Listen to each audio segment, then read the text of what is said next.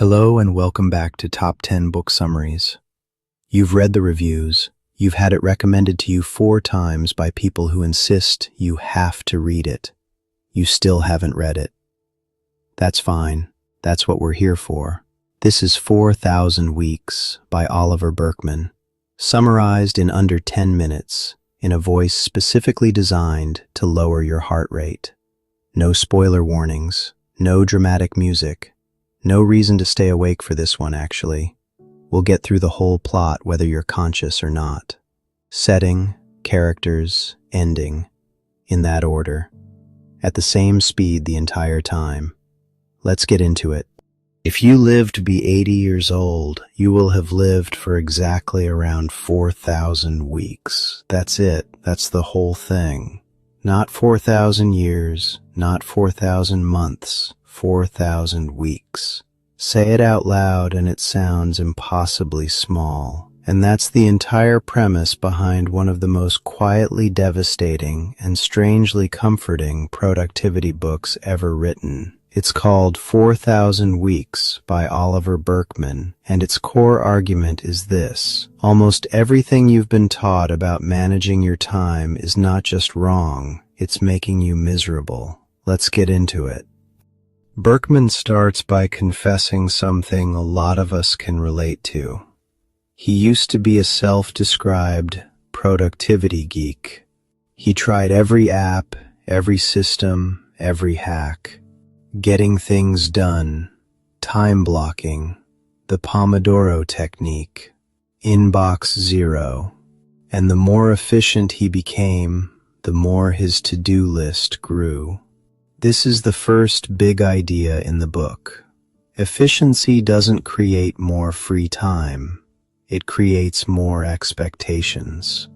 When you get faster at answering emails, you don't end up with a lighter afternoon. You just get more emails. When you get better at your job, you don't get less work. You get promoted into more work. Burkeman calls this the efficiency trap.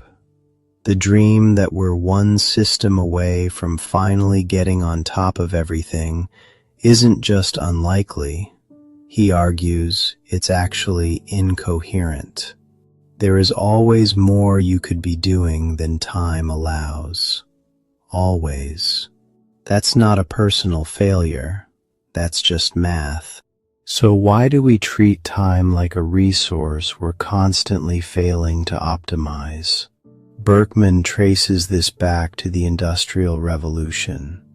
Before clocks and factories, most people related to time task by task. You milked the cow when the cow needed milking, not at 6 a.m. sharp. Time was tied to what needed doing. But once labor got sold by the hour, time became something separate from life. A container you fill, a resource you spend, and crucially, a resource you can waste. Once time is a resource, it can run out. And once it can run out, every unfilled moment starts to feel like a small failure. This is where a lot of our anxiety comes from, according to Burkeman. Not from having too much to do, but from internalizing the idea that our worth is tied to how well we use every single hour. Here's where the book gets philosophical, and honestly, kind of freeing. Burkeman argues that our discomfort with limited time isn't a problem to be solved. It's the basic condition of being a finite human being. You cannot do everything. You cannot read every book, visit every country, master every skill, keep every relationship at full intensity, and pursue every ambition. Choosing one path always means not choosing the others. Most self-help tries to help you escape this fact. Burkeman's argument is the opposite. Real peace comes from radically accepting it. He borrows a concept from psychoanalysis called the tyranny of the shoulds. The idea that we live under a vague, endless list of things we feel we're supposed to be doing, none of which is ever fully satisfied. The book's suggestion isn't to finally silence that list by getting everything done. It's to accept that the list was never completable in the first place, and to consciously choose what matters anyway, knowing you're giving something else up. One of the most talked about ideas in the book is what Burkeman calls cosmic insignificance therapy. The logic goes like this.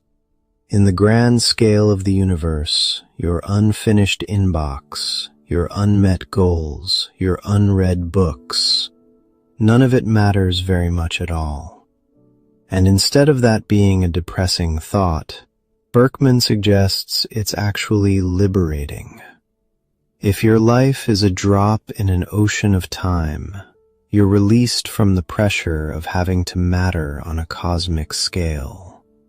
You're freed up to care about small, human-sized things, a good conversation, a walk, a relationship, a hobby, simply because you enjoy them, not because they need to add up to some grand legacy.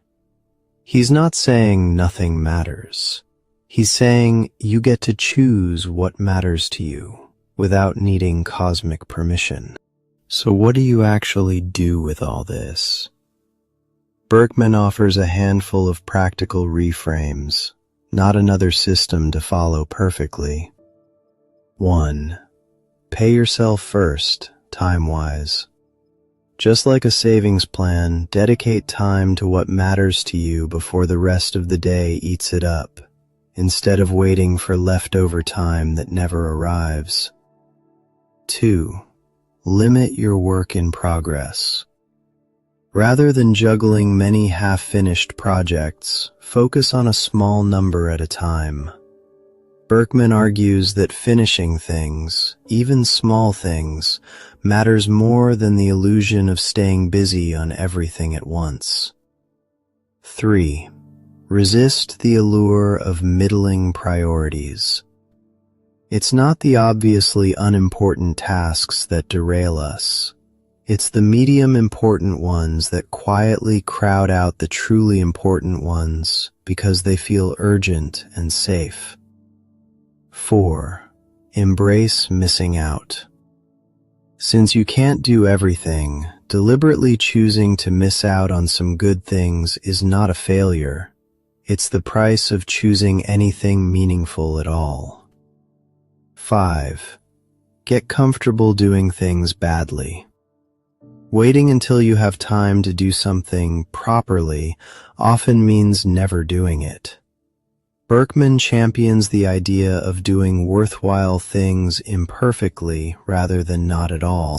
Here's what separates this book from the productivity shelf it sits next to. Most time management books promise you control. 4,000 Weeks argues that the desire for total control over time is the actual source of the anxiety, not the solution to it.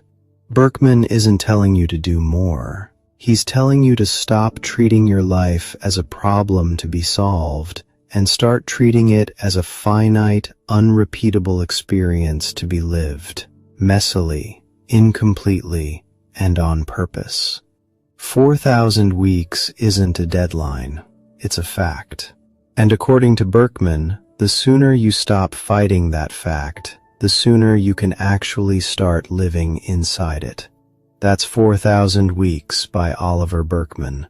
If this kind of book, one that quietly rearranges how you think instead of just handing you a checklist, is your thing, subscribe, because that's exactly what this channel is about.